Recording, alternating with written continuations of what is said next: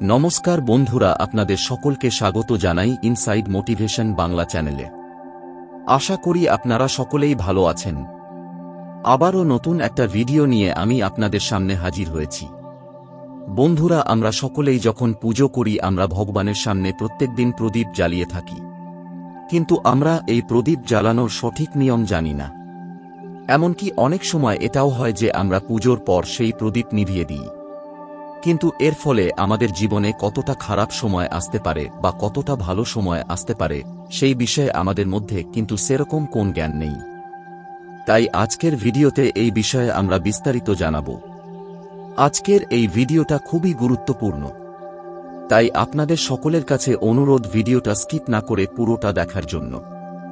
এই ভিডিওটা দেখার পর থেকেই আপনারা বুঝতে পারবেন, জানতে পারবেন যে প্রদীপ জ্বালানোর সঠিক নিয়ম কি, কিভাবে প্রদীপ জ্বালালে ভগবান আমাদের প্রতি সন্তুষ্ট হন এবং তার কৃপা দৃষ্টি আমাদের ওপর দান করবেন। তাহলে চলুন শুরু করা যাক আজকের এই ভিডিও। বন্ধুরা, প্রদীপ সম্পর্কিত অনেক বিশ্বাস প্রাচীনকাল থেকেই প্রচলিত আছে।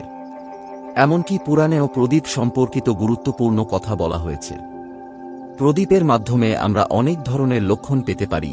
প্রদীপের শিখার তীব্রতা বা হঠাৎ প্রদীপ নিভে যাওয়া বা তেল শেষ না হওয়া পর্যন্ত প্রদীপ জ্বলতে থাকা ইত্যাদি ঘটনার মাধ্যমে আমরা অনেক গুরুত্বপূর্ণ সংকেত পাই।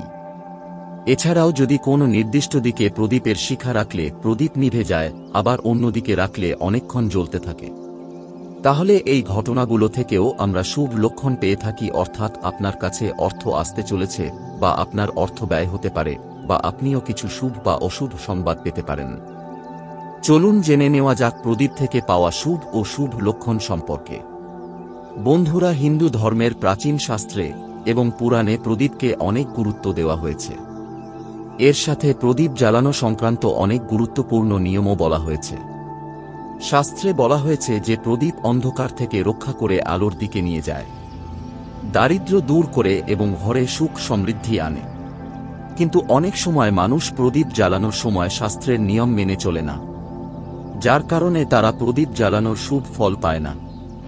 আপনি যদি সঠিক নিয়ম মেনে গৃহে বা মন্দিরে প্রদীপ জ্বালান, তাহলে আপনি অত্যন্ত শুভ ফল পাবেন।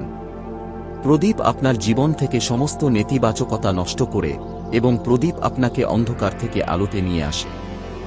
ঘরে প্রদীপ জ্বালালে ঘরে নেতিবাচক শক্তিও নষ্ট হয় এবং পরিবারের সদস্যদের স্বাস্থ্য ভালো থাকে এবং ঘরে সুখ শান্তি থাকে। অর্থাৎ প্রদীপকে কষ্টের নাশক মনে করা হয়। প্রথমেই মনে রাখতে হবে, প্রতিদিন আপনার বাড়ির মন্দিরে প্রদীপ জ্বালানো উচিত। মন্দিরে প্রদীপ জ্বালালে আপনি অনেক প্রকার লাভ পাবেন। পুরাণে বলা হয়েছে সন্ধ্যায় মন্দিরে প্রদীপ জ্বালালে দুঃখ দারিদ্রতা দূর হয়। শাস্ত্রে ও বলা হয়েছে সন্ধ্যায় বাড়িতে প্রদীপ জ্বালালে নেতিবাচক শক্তি দূরে থাকে। কোন অশুভ শক্তি ঘরে প্রবেশ করতে পারে যে বাড়িতে নিত্য প্রদীপ জ্বালানো হয় না, সেই বাড়িতে থাকা মানুষদের অনেক সমস্যায় পড়তে হয়। সেই বাড়ির সদস্যরা কাজ করেও সাফল্য পায় না, ঘরে টাকা আসে না এবং খরচও বাড়তে থাকে, যার কারণে পরিবারের সদস্যরা সবসময় হতাশার মধ্যে থাকে। এই হতাশা দূর করার জন্য প্রদীপ গুরুত্বপূর্ণ ভূমিকা পালন করে। প্রদীপ ঘর তো আলোকিত করে, এর সাথে সাথে আপনার মনের অন্ধকারকেও সম্পূর্ণরূপে ধ্বংস করে দেয়। আজকে আমরা জানাবো ঘরে প্রদীপ জ্বালানোর মহত্বপূর্ণ নিয়ম সম্পর্কে। তার সাথে জানাবো পূজা ঘরে কিভাবে প্রদীপ জ্বালানো উচিত এবং কোন দেবদেবীর সামনে প্রদীপ জ্বালানো উচিত নয়। প্রদীপের বিভিন্ন প্রকার আছে, কোন প্রদীপ কবে কোন স্থানে জ্বালানো উচিত এবং প্রদীপ জ্বালালে আমরা কি কি উপকার পাই। আজকের ভিডিওতে আমরা আপনাকে এই সমস্ত গুরুত্বপূর্ণ তথ্যগুলো জানাবো, যা আপনাদের সকলেরই জানা উচিত। বন্ধুরা, যদি ঘরে নিয়মিত প্রদীপ জ্বালানো হয় তাহলে পজিটিভ এনার্জি বাড়িতে সর্বদা সক্রিয় থাকে এবং বাস্তু দোষ দূর হয়। প্রদীপের ধোঁয়ায় পরিবেশে উপস্থিত ক্ষতিকারক আণুবীক্ষণিক জীবাণু ও ধ্বংস করে দেয়। যখন দেবদেবীর সামনে প্রদীপ জ্বালানো হয় তখন প্রদীপের আলোর রশ্মি দেবদেবীর মূর্তির সাথে ধাক্কা লেগে ঘরের চারিদিকে ছড়িয়ে পড়ে। এতে ঘরে ইতিবাচক শক্তির সঞ্চার হয়।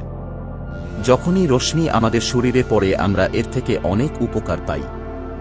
দেবদেবীর আশীর্বাদের সাথে সাথে শরীরে বিদ্যমান সমস্ত রোগ ও নষ্ট হয়ে যায়। তাই যখনই আপনার মনে খারাপ চিন্তা আসে বা আপনি কোন রোগে আক্রান্ত হন, তখনই ঘরে দেবী বা দেবতার মূর্তির সামনে প্রদীপ অবশ্যই জ্বালান। যখন প্রদীপের আলো মূর্তি থেকে প্রতিফলিত হয়ে আপনার শরীরে পড়ে, তখন আপনার ভিতরে সমস্ত হতাশা এবং নেতিবাচকতা ধ্বংস হয়ে যায়।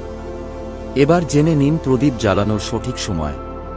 প্রদীপ জ্বালানোর জন্য সকাল ৫টা থেকে ১০টা পর্যন্ত এবং সন্ধে ৫টা থেকে ৭টার মধ্যে জ্বালানো শুভ।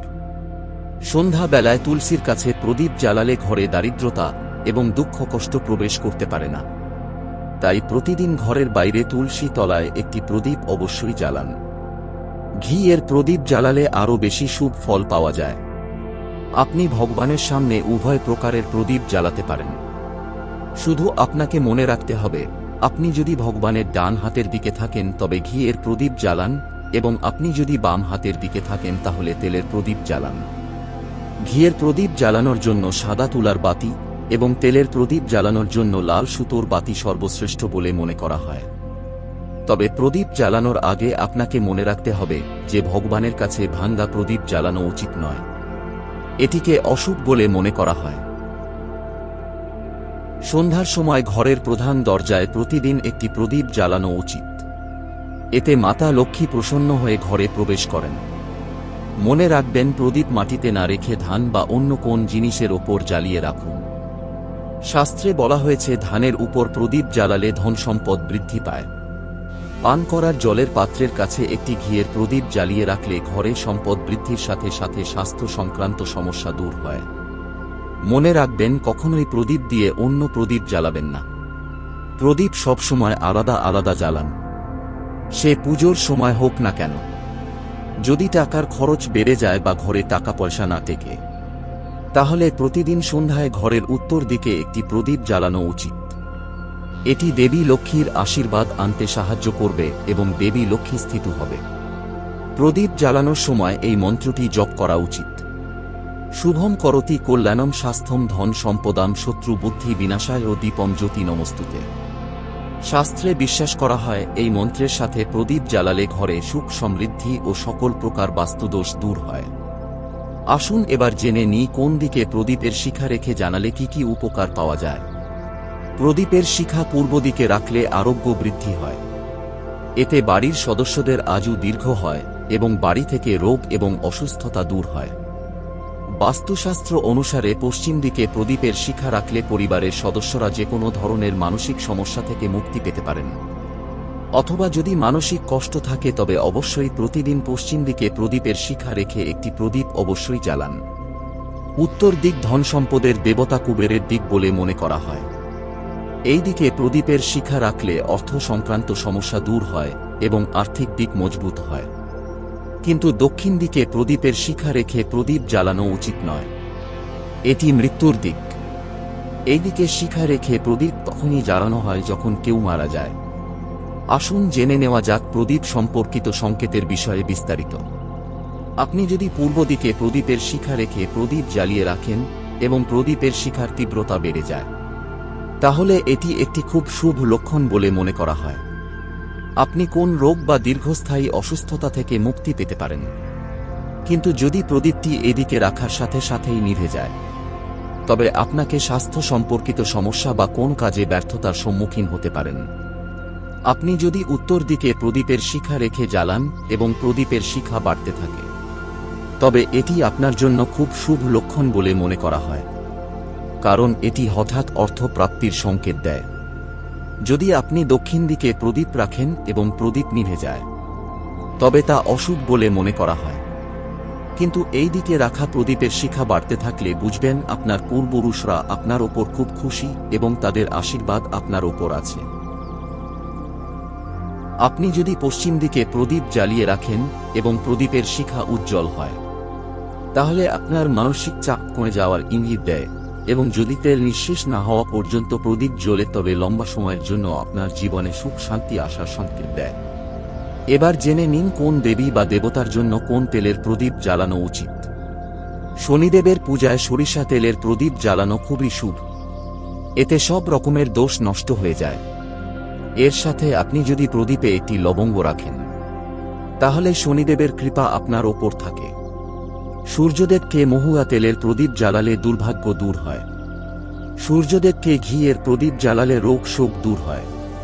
সংকট মোচন হনুমানজির সামনে জুঁই তেলের প্রদীপ জ্বালালে হনুমানজি খুশি হন এবং সমস্ত ঝামেলা নাশ হয়। বন্ধুরা, সন্ধ্যায় নেতিবাচক শক্তি আরও সক্রিয় হয়।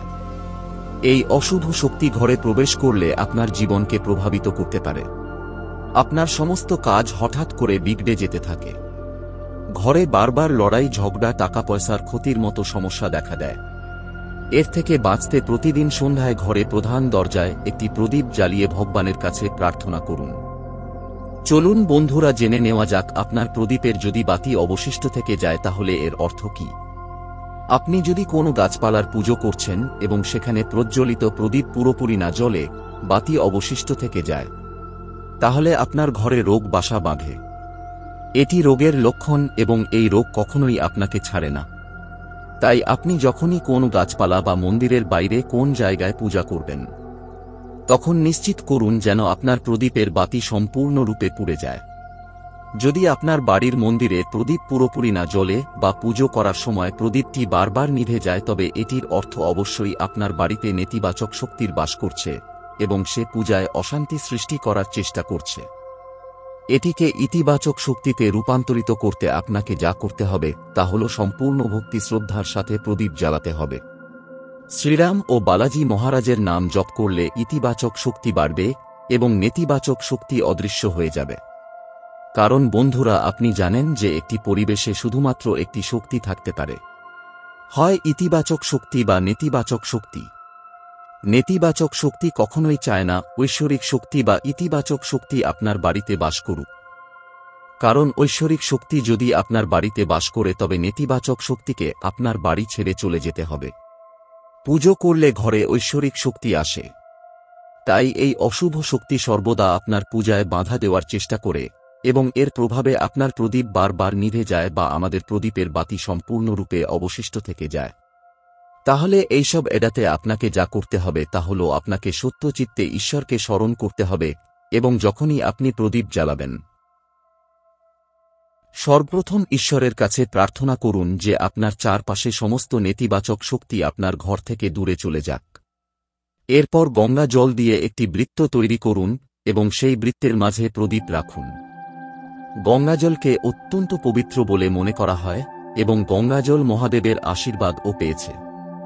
তাই প্রথমত কোনো অশুভ শক্তি গঙ্গার জলে প্রবেশ করতে পারে না। তাই গঙ্গার জল কখনোই নষ্ট হয় না। গঙ্গাজল এর বৃত্তে প্রদীপ রাখলে তা আপনার পূজায় কোনো প্রকার নেতিবাচক শক্তিকে আসতে দেবে না। তাই এইভাবে প্রদীপ জ্বালিয়ে আপনি আপনার জীবনকে সুখ ও সমৃদ্ধিতে পূর্ণ করতে পারেন।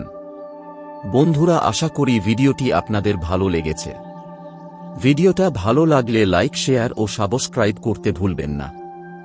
সবাই মিলে কমেন্টে লিখুন জয় মা লক্ষ্মী।